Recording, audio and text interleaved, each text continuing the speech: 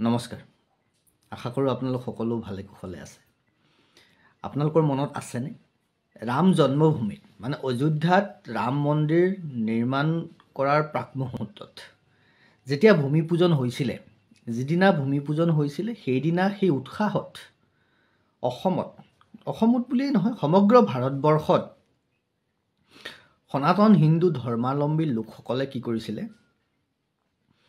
জয় শ্ৰীৰাম ধ্বনি দি বিভিন্ন ঠাইত তেওঁলোকে ৰেলী কৰিছিলে বিভিন্ন ধৰণে উৎসৱ পালন কৰিছিলে আৰু সেই ধৰণৰ উৎসৱ পালন কৰিছিলে অসমৰ ঠেলামৰা মানে শোণিতপুৰ জিলাৰ ঢেকিয়াজুলিৰ এটুকুৰা ঠাই ঠেলামৰা আৰু এই ৰাম জন্মভূমিত ৰাম মন্দিৰ নিৰ্মাণ হ'ব সেই ভূমি পূজনৰ উৎসৱ পালন কৰি তেওঁলোকে যেতিয়া কেইবাজনো সনাতনী যুৱকে হিন্দু যুৱকে যেতিয়া বাইকেৰে মুছলমান গাঁও এখনৰ মাজেৰে পাৰ হৈ গৈছিল আঁতৰত থকা এটি মন্দিৰত উৎসৱ পালন কৰিবলৈ আৰু তেতিয়া সেই পথত যেতিয়া তেওঁলোকে জয় শ্ৰীৰাম ধ্বনি দিছিলে তেতিয়া সেই মুছলমানসকলে তেওঁলোকৰ ওপৰত মাৰপিট কৰিছিলে অত্যাচাৰ কৰিছিলে তেজ হৈ গৈছিলে এক যেন সন্ত্ৰাসিত পৰিৱেশ হৈছিলে মনত আছেনে আপোনালোকৰ মোৰ মনত আছে মই তালৈ গৈছিলোঁ মই সেই ল'ৰাবোৰক দেখা পাইছোঁ কথা পাতিছোঁ তেওঁলোকৰ লগত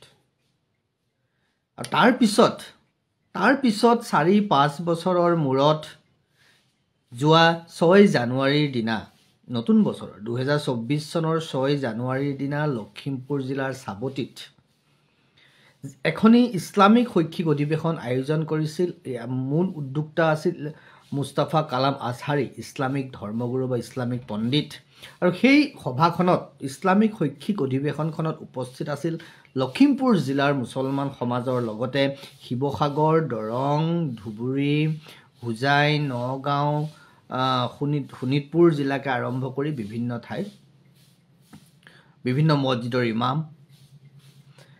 আৰু অজস্ৰ গুণী জ্ঞানী মুছলমান লোকৰ লগতে স্থানীয় মুছলমান লোক আৰু সেই অনুষ্ঠানত বিভিন্ন আলোচনাৰ মাজত স্বতঃস্ফূৰ্তভাৱে আমাৰ মুখৰ পৰা জয় শ্ৰীৰাম ধ্বনি প্ৰতিধ্বনিত হৈছিল আমি জয় শ্ৰীৰাম বুলি কৈছিলোঁ সকলোৰে আগত সেই মুহূৰ্তত মোৰ মনলৈ এবাৰো অহা নাছিল যে ৰাম জন্মভূমিৰ সেই ঠাইত অযোধ্যাত ৰাম মন্দিৰ নিৰ্মাণ কৰাৰ আগমুহূৰ্তত ভূমি পূজনৰ উৎসৱ পালন কৰোঁতে শোণিতপুৰ জিলাৰ এই অসমৰ ঠেলামৰাত জয় শ্ৰীৰাম কোৱাৰ কাৰণে হিন্দু ল'ৰাৰ ওপৰত যি ধৰণৰ অত্যাচাৰ হৈছিল সেই কথা মোৰ মনত নাছিল আৰু মই পাহৰি পেলাইছিলোঁ এক কথাত মই যে লখিমপুৰ জিলাৰ সম্পূৰ্ণ মুছলমান অধ্যুষিত এলেকা এটাত মই আছিলোঁ তাকো নিশা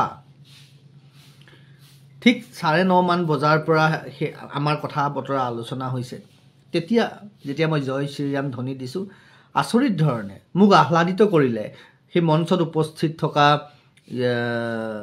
আজহাৰী ডাঙৰীয়া মুস্তাফা কামাল আজহাৰী তাৰ বিভিন্ন মছজিদৰ পৰা উপস্থিত থকা তাৰ ইমাম আৰু সাধাৰণ মুছলমান লোকসকলে মোৰ লগতে স্বতঃস্ফূৰ্তভাৱে জয় শ্ৰীৰাম ধ্বনি দিলে এবাৰ দুবাৰ নহয় কেইবাবাৰো বহুবাৰ তেওঁলোকে জয় শ্ৰীৰাম ধ্বনি দিলে তেওঁলোকে জয় শ্ৰীৰাম ধ্বনি দি মাজতে এবাৰ ক'লে আমি বহুবাৰ জয় শ্ৰীৰাম বুলি ক'লোঁ আমি এই বাৰ্তা প্ৰেৰণ কৰিব খোজোঁ আমি মানুহ হিচাপে জীয়াই থাকিব খোজোঁ এবাৰ আপুনিও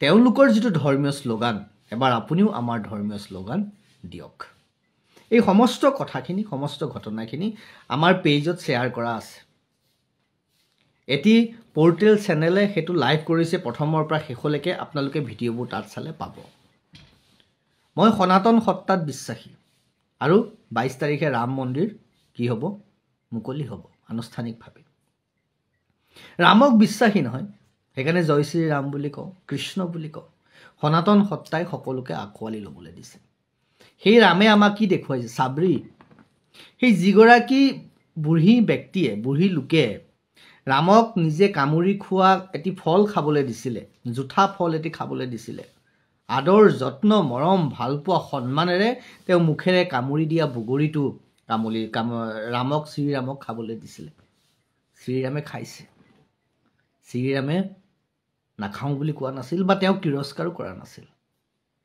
কাৰোবাৰ আদৰ কাৰোবাৰ আগ্ৰহ আৰু কোনোবাই যেতিয়া আপোনাৰ প্ৰতি আপোনাৰ সত্তাৰ প্ৰতি, আপোনাৰ ধৰ্মৰ প্ৰতি, আপোনাৰ সভ্যতা সংস্কৃতিৰ প্ৰতি সন্মান প্ৰদৰ্শন কৰিব, তেতিয়া সেই ব্যক্তিজনৰ দায়িত্ব হৈ পৰে যে তেওঁলোকৰ আগ্ৰহ আদৰ অনুগ্ৰহৰ প্ৰতি সন্মান প্ৰদৰ্শন কৰিব লাগিব। আৰু মই তাকেই কৰিছোঁ। যিহেতু মই সনাতন সত্তাত বিশ্বাসী, নৰনাৰায়ণত বিশ্বাসী, মই যত জীৱ জংগম কীট পতংগম অগণগ জগতেৰি কায়া, মহাপুৰুষ শংকৰ গুৰুজনাই যি সিদ্ধান্ত দিছে সেই সিদ্ধান্তত বিশ্বাসী। সেইকাৰণে মই স্বতঃস্ফূৰ্তভাৱে মোৰ মুখৰ পৰা যি সনাতন হিন্দু ধৰ্ম দৰ্শনক প্ৰতিনিধিত্ব কৰা যি ধৰ্মীয় শ্লোগান, সেই ধৰ্মীয় শ্লোগান মই দিয়াৰ লগে লগে যিধৰণে তেওঁলোকে স্বতঃস্ফূৰ্তভাৱে দিলে, তেওঁলোকে আগ্ৰহ অনুগ্ৰহত ময়ো তেওঁলোকৰ ধৰ্মীয় শ্লোগান এবাৰ দিলোঁ। মই তেনেকেই ভাবিছোঁ, মানুহৰ কাৰণে, মানুহৰ মাজত একাত্মতা আৰু সদ্ভাৱ বৃদ্ধি কৰিবৰ কাৰণে। তাক আপোনালোকে কি ধৰণে লৈছে, কি ধৰণে গ্ৰহণ কৰিছে, সেইটো আপোনালোকৰ কথা, তাত মোৰ ক'বলগীয়া নাই। আপোনালোকে ভাল পাইছে যদি ভাল কথা, বেয়া পাইছে যদি মোৰ ক'বলগীয়া একো নাই। মই যি অনুভৱ কৰিছোঁ, ৰামচন্দ্ৰই যি দেখুৱাইছে, ভগৱান বুদ্ধইও কৈছে। গৌতম বুদ্ধ যেতিয়া শেষ মুহূৰ্তত, মহাপ্ৰয়াণৰ শেষ মুহূৰ্তত যেতিয়া খাদ্য খাইছিলে, তেওঁক যি খাদ্য দিয়া হৈছিলে, সেই খাদ্যত বিষ মিলোৱা, মানে পয়জনা, যিটো মাছৰুম কয় যে, মাছৰুম বিষক্ৰিয়া হৈ গৌতম বুদ্ধই শেষ প্ৰয়াণলৈ আগবাঢ়িছিলে। মহাপ্ৰয়াণৰ সেই মুহূৰ্তটো তেনেকেই আহিছিলে। গৌতম বুদ্ধই জানিছিল, কিন্তু তাৰপিছতো গৌতম বুদ্ধই গ্ৰহণ কৰিছিল আৰু কৈছিল, ময়ে খাইছোঁ, বেলেগক নিদিবা। কিয়? কোনোবাই আদৰ কৰিছে, কোনোবাই যত্ন কৰিছে, কোনোবাই সন্মান কৰিছে। সন্মানৰ মূল্য দিব পৰাটো বা দিয়াটো প্ৰত্যেকজন সনাতনীৰ, প্ৰত্যেকজন হিন্দুৰ নৈতিক দায়িত্ব বুলি মই ভাবিছোঁ।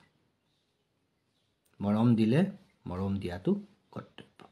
কিন্তু তেওঁলোকে যদি মোক অত্যাচাৰ কৰে, তেওঁলোকে যদি মোক নষ্ট কৰে, তেওঁলোকে যদি মোক মান আদৰ যত্ন নকৰে, তেওঁলোকে যদি মোক তিৰস্কাৰ কৰে, তেওঁলোকে যদি আমাৰ সভ্যতা সংস্কৃতি ধৰ্ম ৰীতি নীতি পৰম্পৰা অসমীয়া জাতীয় জীৱনক নষ্ট কৰে আহি থকা দিনত, তেতিয়াহ'লে মইতো তেনেকেই ব্যৱহাৰ কৰিম।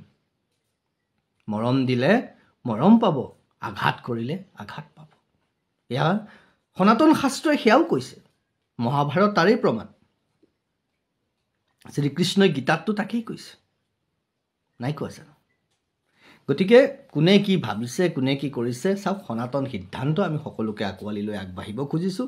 আৰু আচৰিত পালোঁ সেইখিনি সময়তে, যিখিনি সময়ত সকলো হয় হিন্দু মুছলমান সকলো লগ হৈ সকলোৱে জয় শ্ৰীৰাম ধ্বনি দিছিল, সেইখিনি সময়তে কিন্তু আজমলৰ নিচিনা কিছুমান ৰাজনৈতিক বেপাৰীয়ে আৰু আমাৰ মাজতো থকা কিছুমান ৰাজনৈতিক বেপাৰীয়ে কি কৈছে যে 20 তাৰিখৰ পৰা 25 তাৰিখলৈ মুছলমানসকলক বাহিৰলৈ ওলাবলৈ মানা কৰিছে। কাৰণ ৰাম মন্দিৰ প্ৰাণ প্ৰতিষ্ঠা হ'ব, ৰাম মন্দিৰ ৰাজহুৱাকৈ মুকলি হ'ব। গতিকে এইখিনি সময়ত আজমলে কৈছে মুছলমানসকলে ভিতৰত থাকক, ওলাই নাযাব, ট্ৰেইনত বা ক'তো যাত্ৰা কৰিব নালাগে। কিয়? মুছলমান বেলেগ নেকি? তাৰমানে মুছলমান কিবা কোৰাণ বেলেগ নেকি? হজৰত মহম্মদ বেলেগ নেকি? তেওঁলোকৰ দৰ্শন কিয় বেলেগ? এঠাইৰ মুছলমানে যদি জয় শ্ৰীৰাম ধ্বনি দিব পাৰে, ইছলামিক মৌলানা মুফতি, তাত ইমামসকলে, আজহাৰীসকলে যদি জয় শ্ৰীৰাম ধ্বনি দি পেলাই সদ্ভাৱনা দেখুৱাব পাৰে, সম্প্ৰীতিৰ দোলেৰে আগুৱাই যাব প্ৰয়াস কৰিব পাৰে, সেইখিনি সময়ত বদৰুদ্দিন আজমলৰ দৰে আৰু অন্যান্য মৌলানা মুফতি মৌলবীসকলে কিয় নোৱাৰে? কিয় তিৰস্কাৰ কৰিছে? এই প্ৰশ্নৰ কিন্তু মই উত্তৰ বিচাৰিম। এই প্ৰশ্নৰ উত্তৰ মই বিচাৰিম। কোনে কৰিছে? ৰাজনীতি পাহৰি যাওক কিছু সময়ৰ কাৰণে। প্ৰতিটো কথাই ৰাজনীতি নহয়। আধ্যাত্মিক শক্তিৰ আধাৰত প্ৰেম ভাৱাপন্ন হৈ প্ৰেমৰ ভাৱত যেতিয়া আপুনি কিবা এটা কাম কৰিব, তাত সদায় শান্তি থাকিব, সত্যতা থাকিব। মই কৈছোঁ নহয়, মোৰ মায়ে কয়, তই যদি সত্য, পৃথিৱীৰ সমস্ত লোক যদি, সমস্ত পৃথিৱী যদি তোৰ বিৰোধ হৈ যায়, তই নিজৰ জেগাতেই থাকিবি। নহয়, মই তেনেকেই আছোঁ। মই সনাতনত বিশ্বাসী, মই সত্তাত বিশ্বাসী, আদৰ সন্মানত বিশ্বাসী। এতিয়া মুছলমান সমাজলৈ মই আহ্বান কৰিম, আহি থকা দিনত আমি যি সম্প্ৰীতি, যি ভাতৃত্ববোধ, যি ৰাষ্ট্ৰীয় একাত্মতা, ধৰ্ম ৰাজনীতি সকলো ঊৰ্ধত গৈ যি আমি মানুহৰ কথা যোৱা 6 জানুৱাৰীৰ দিনা লখিমপুৰ জিলাৰ চাবতিত পাতিলোঁ, সেই তাৰ প্ৰসাৰ হওক, ইমান প্ৰসাৰ হওক, সকলোৰে মুখে মুখে যাতে জয় শ্ৰীৰাম ধ্বনি হওক। এনেকুৱা কথা নাই যে আপোনালোকে জয় শ্ৰীৰাম ক'বই লাগিব, কোনো কথা নাই, নক'লেও কথা নাই, কিন্তু সন্মান প্ৰদৰ্শন কৰক সকলোৱে। আপুনি মোক সন্মান দিব, কৈছোঁ নহয়, ময়ো আপোনাক সন্মান কৰিম। আমাৰ সভ্যতা সংস্কৃতি, আমাৰ জাতীয় যিখিনি সমল আছে, আমাৰ ৰীতি নীতি, ভাৰতীয়ত্ব, ভাৰতীয় যিটো মৌলিক সত্তা, ভাৰতীয় যিটো মৌলিক বিচাৰধাৰা, সেইটো সুনিশ্চিত কৰক। মুস্তাফা কালাম আজহাৰীৰ নেতৃত্বত আয়োজিত সেই অধিৱেশনত উপস্থিত থকা বিভিন্ন জিলাৰ অসমৰ বিভিন্ন ঠাইৰ পৰা অহা মুছলমান ইমাম মুছলমান লোকসকলে তাত প্ৰতিশ্ৰুতিবদ্ধ হৈছে। তাত তেওঁলোকে ভাৰতীয় সভ্যতা সংস্কৃতি অসমীয়া জাতীয় জীৱনক আগুৱাই নিয়াৰ হেতু বিভিন্ন সিদ্ধান্ত গ্ৰহণ কৰা হৈছে। তেনে কেইবাটাও সিদ্ধান্ত ইতিমধ্যে আমি এটা এটাকৈ ফেচবুকত দি আছোঁ, সামাজিক মাধ্যমত দি আছোঁ, বা আপোনালোকে যিবোৰ লাইভ ভিডিঅ' কণ্টিনিউৱাছলি মোৰ পেজটোতে আছে সেইবোৰ আপোনালোকে চাব পাৰিব। আৰু আজি যদি আহি থকা সময়ত আমি যেতিয়া বিভিন্ন ঠাইলৈ যাম তাতো আমি জয় শ্ৰীৰাম ধ্বনি ক'ম। কিয় নোৱাৰি মুছলমানৰ মাজত জয় শ্ৰীৰাম ধ্বনি দিব? এয়া ভাৰত, আমি ভাৰতীয়। আমি তাত কৈছোঁ প্ৰত্যেক মুছলমানে ভাৰতীয় হোৱাৰ, যোগ্য ভাৰতীয় হোৱাৰ প্ৰমাণ দিয়ক। তেওঁলোকে যদি তেওঁলোকৰ ধৰ্মীয় শ্লোগান লৈ পেলাই আততায়ীৰ প্ৰমাণ দিব খোজে, যিবোৰ আমি ইতিমধ্যে ইমান দিনে জানি আছিলোঁ, আজি তেওঁলোকে ভৰসা দিছে আমাক। ঠিক তেওঁলোকে ভৰসা দিছে আমাক যে আহি থকা দিনত মুস্তাফা কামাল আজহাৰীৰ লগতে তাত উপস্থিত ইছলামিক গুৰু পণ্ডিতসকলে বা ইছলামিক লোকসকলে আমাক ভৰসা দিছে। এবাৰতো ভৰসা কৰি চাওক। আমি ভৰসা কৰিছোঁ। আমি সেই ভৰসা কৰিছোঁ মুস্তাফা কামাল আজহাৰী ডাঙৰীয়াৰ লগতে তাত উপস্থিত থকা হাজাৰ হাজাৰ মুছলমান লোকসকলক আমি এবাৰ ভৰসা কৰিছোঁ। আৰু সেইকাৰণেই এই প্ৰক্ৰিয়া আমি আগুৱাই নিব খুজিছোঁ। এতিয়া যদি অসমৰ যিকোনো কোনোবা মুছলমান ঠাইত কোনোবাই জয় শ্ৰীৰাম ধ্বনি, চাওক, আক্ৰোশমূলকভাৱে নহয়, ধৰ্মীয় শ্লোগান আক্ৰোশমূলক হ'ব নোৱাৰে। কাৰণ ভগৱান ভাৱনাত থাকে। ভাৱনাই যদি বেয়া তেতিয়াহ'লে ধৰ্মীয় চিন্তাও বেয়াই হ'ব। আমি প্ৰাৰ্থনা কৰিম সকলোৱে ভাল হওক, সকলোকে সুমতি দিয়ক। আৰু মুস্তাফা কামাল আজহাৰী ডাঙৰীয়াক ক'ম, আমি বিভিন্ন ঠাইত যেতিয়া জয় শ্ৰীৰাম ধ্বনি দিব তাত যদি কোনোবা মুছলমান সমাজে বেয়া পায়, তাক যদি প্ৰতিৰোধ কৰিব খোজে, তেতিয়াহ'লে কিন্তু মুস্তাফা কামাল আজহাৰী ডাঙৰীয়াই তাৰ প্ৰত্যুত্তৰ দিব লাগিব আমাক। কাৰণ তেওঁ নিদৰ্শন দেখুৱাইছে। গতিকে তেওঁৰ দায়িত্ব বাঢ়িল। কামাল আজহাৰী ডাঙৰীয়া, আপোনাৰ দায়িত্ব বাঢ়িল। আপুনি সত্য সুন্দৰভাৱে মুছলমান সমাজখনক আগুৱাই লৈ যাওক। আমাৰ সমাজ সেইখন, আমি একেলগে, আমাৰ অসম, আমাৰ ভাৰত, আমি একেলগে আগুৱাই যাব লাগিব, নহয় জানো? গতিকে ভাৰতীয় সভ্যতা সংস্কৃতি, ভাৰতীয় চিন্তা, ভাৰতীয় দৰ্শন, যি সনাতন সিদ্ধান্ত, সেই সনাতন সিদ্ধান্তক আমি কেতিয়াও নস্যাৎ কৰিব নোৱাৰোঁ। আমি নস্যাৎ নকৰোঁ। আমি সেই সনাতন সিদ্ধান্তৰ দ্বাৰা আগুৱাই যাম। যেনেকৈ ভগৱান শ্ৰী ৰামচন্দ্ৰই এগৰাকী সাধাৰণ বুঢ়ী তিৰোতাৰ জোঠা বগৰীটো যেনেকৈ খাইছিল, তেওঁ আদৰ সন্মান যেনেকৈ গ্ৰহণ কৰিছিল, আমিও গ্ৰহণ কৰিছোঁ। আশা কৰিম আকৌ এবাৰ সদৌ শেষত কৈছোঁ, ধৰ্মীয় শ্লোগান, ধৰ্মীয় চিন্তাই যাতে আমাক নষ্ট কৰিব নোৱাৰে, তাৰ কাৰণে আপোনালোকে আগবাঢ়ক। মুস্তাফা কামাল আজহাৰী ডাঙৰীয়া আপোনালোকে চিন্তা কৰক। আৰু বদৰুদ্দিন আজমল ডাঙৰীয়াই কিয় ক'লে, বদৰুদ্দিন আজমল ডাঙৰীয়াৰ দৰে সেইসকল ৰাজনৈতিক নেতাই কিয় ক'লে ৰাম মন্দিৰৰ সময়ত কোনো মুছলমানক নোলাবলৈ? তাৰমানে তেওঁলোক বেলেগ কিবা কোৰাণৰ দ্বাৰা পৰিচালিত নেকি? মানে তেওঁলোকে সমাজ নষ্ট কৰিব খুজিছে নেকি? সেই কথাও কিন্তু আমি যোগ্য মুছলমান সমাজৰ পৰা উত্তৰ বিচাৰিম। তেওঁলোকে আমাৰ মাজত থকা সেই কালপিতবোৰক বিচাৰি উলিয়াওক। আৰু তেওঁলোকে যদি আমাক প্ৰতিহত কৰে, বদৰুদ্দিন আজমল এণ্ড কোম্পানীৰ দ্বাৰা যিবোৰ চলি আছে, সেই মৌলানা মুফতিয়ে যদি আহি থকা সময়ত আমাক তিৰস্কাৰ কৰে, আমাক প্ৰতিহত কৰিবলৈ চেষ্টা কৰে, আমাৰ সভ্যতা সংস্কৃতি, আমাৰ ছোৱালী বোৱাৰী সতীত্ব হনন কৰিবলৈ চেষ্টা কৰে, তেতিয়াহ'লে কিন্তু আমি সেই ধৰণেই আমি সিমান কঠোৰ হৈয়ে থাকিম। কাৰণ আমি কৈছোঁ নহয়, মৰম দিলে মৰম আমিও কৰিম। আমি মৰমীয়াল নহয়, আমি সহনশীল। কিন্তু সকলো কথা জানে, গীতা পঢ়িছে সকলোৱে, গীতা উপলব্ধি কৰক। আৰু কামাল আজহাৰী ডাঙৰীয়াক ধন্যবাদ জ্ঞাপন কৰিছোঁ। যথেষ্ট কষ্ট কৰিছে তেওঁ। তেনে এখন অধিৱেশন আয়োজন কৰিবলৈ যথেষ্ট কষ্ট হৈছে, মই দেখা পাইছোঁ। তাৰপিছতো ইমানখিনি কৰিব পাৰিছে, আৰু হ'ব। এনেকৈ ইয়াৰ আৰম্ভণি মাত্ৰ। আগবাঢ়ক।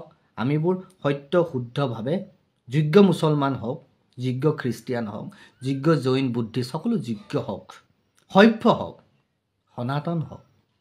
নহয়, আমি সকলোৱে নিজৰ সমাজখন আগুৱাই নিব লাগিব। কাৰণ সমাজ আগুৱাই নিবলৈ এজন দুজন ব্যক্তিয়ে নোৱাৰে। সমাজৰ প্ৰতিটো শ্ৰেণীৰ প্ৰতিজন ব্যক্তিয়ে একত্ৰিত হৈ আগবাঢ়িব লাগিব। আৰু মই আশা কৰিছোঁ আৰু মই বিশ্বাস ৰাখিছোঁ, তেওঁলোকে যি ভৰসা আমাৰ পৰা বিচাৰিছে, আমি সেই ভৰসা দিছোঁ। আৰু সেইদিনা চাবতিত, লখিমপুৰ জিলাৰ চাবতিত সেই ভৰসা আমি পাইছোঁ। এই ভৰসা আগবাঢ়ক। আৰু মই আশা ৰাখিম এই ভৰসা যাতে কেতিয়াও নষ্ট হৈ নাযায়। সকলো ভাল হওক। জয় শ্ৰীৰাম। নিবিৰ, নিবিৰ, কিনো অনবৰত লাগি থাকা ক'তনো লাগি আছো ইমান সময় হ'ল বাথৰুমতে সোমাই আছ তোৰ আজিকালি কি হৈছে বাবা কথা এটাও ভালকে নাপাত